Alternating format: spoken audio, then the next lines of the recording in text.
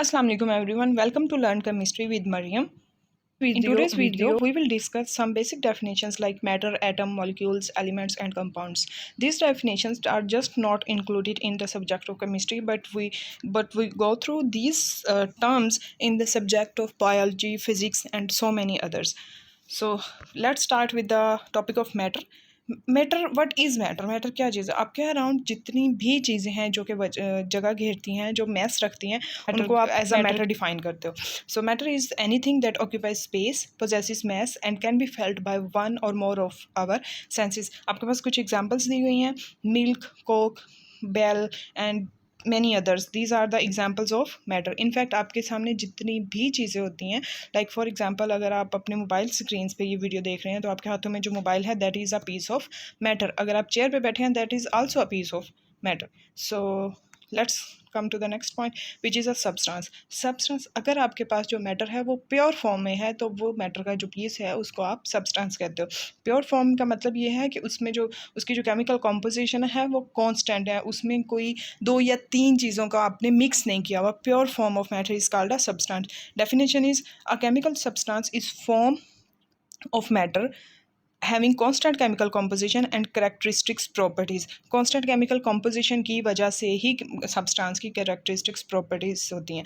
इसमें कुछ एग्जांपल है आपके पास like pure water, oxygen and salt. These are the examples of pure substances और substances. Next is atom.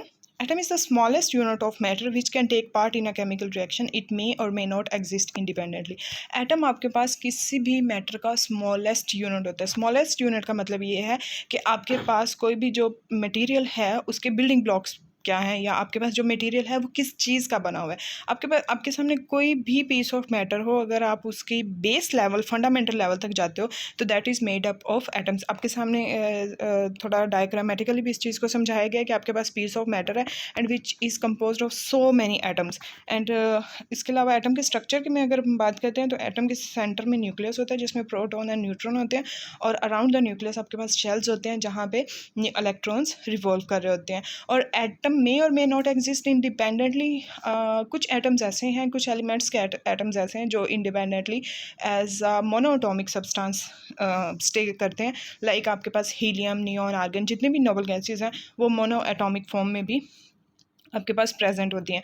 But like hydrogen है या क्लोरीन है तो वो single as a independent exist नहीं करती, वो हमेशा आपके पास मॉलिक्यूलर फॉर्म में ही प्रेजेंट होते हैं। Next is element. Substance made up of same type of atoms having same atomic number and cannot be decomposed into simple substance by ordinary chemical means is called an element. अब अगर आपके पास same type के atoms हैं जिनका same atomic number का मतलब होता है कि आपके पास number of protons in an atom. अगर आपके पास एक ऐसे एटम्स को इकट्ठा किया जाए जिनमें नंबर ऑफ प्रोटॉन्स सेम है तो वो तमाम एटम्स मिलकर एक एलिमेंट की फॉर्म में आ जाते हैं। उनको एक एलिमेंट की टर्म में हम लोग स्टडी करते हैं। सो आपके सामने बहुत सारे एग्जांपल हैं like carbon, oxygen, silver, iron, lithium, बहुत। Next is molecule.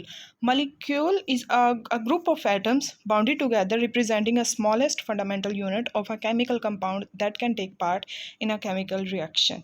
अब आपके पास अगर एटम्स केमिकली बाउंड हुए हुए हैं, वो आयनिक बाउंड हो सकता है, कोवैलेंट बाउंड, या किसी भी फोर्स की वजह से आयनिक कोवैलेंट, मेटालिक और कोऑर्डिनेट कोवैलेंट, डेटिव बाउंड, किसी भी बाउंड की वजह से अगर वो कनेक्टेड हैं आपस में तो वो मिलकर एक मॉलिक्यूल बनाते हैं जो कि किसी न किसी केमिकल कंपाउंड का फंडामेंटल यूनिट होता है। फॉर एग्जांपल अगर आपके पास एक कंपाउंड की बात करते हैं ओजोन और ऑक्सीजन, तो उसका जो एक मॉलिक्यूल है वो आपके पास जो कि आपके उसको पूरी अगर आपके पास पूरी कंपोजिशन को शो कर रहा है, उसको एक्सप्लेन कर रहा है, उसकी करेक्टरिस्टिक्स को बता रहा है, वो आपके पास एक मॉलिक्यूल होता है। आपके सामने एग्जांपल है ऑक्सीजन और ओजोन। इसके अलावा next is compound. Compound is a substance made up of two or more elements chemically combined together in a fixed ratio by mass. Compound आपके पास हमने इससे पहले molecules में भी compounds को डिस्कस किया कि compound जब दो या दो से ज़्यादा elements वो केमिकली जब कंबाइन होंगे bye fixed ratio of by mass, जब उनकी मैस की फिक्स रेशो के साथ उनको कंबाइन किया जाता है तो आपके पास एक कंपाउंड फॉर्म होता है। इसमें एग्जांपल्स दी हुई हैं water, NaCl, sodium chloride and ammonia की। अब वाटर नेक्स्ट ये आपके सामने थोड़ी सी समरी की जब अभी तक जो हमने रीड किया उसको एक समरी की फॉर्म में बताया हुआ है कि आपके पास जो प्योर सब्सटेंसेस हैं वो केमिकल एलिमेंट्स की फॉर्म में हो सकते हैं, कंपाउंड्स की फॉर्म में हो सकते हैं, और क्रिस्टल्स, या आप इनको आयनिक कंपाउंड्स के नाम से भी जानते हैं। Chemical elements like tin, sulphur, diamond is made up of carbon which is an element, and compound include sugar, water, baking soda, and crystals or ionic compounds include salt, protein crystals, and copper sulfate crystals. This was all about today's video. Hope you enjoyed it. Thank you. If you guys have any question, you can ask in the comment box. Allah Hafiz.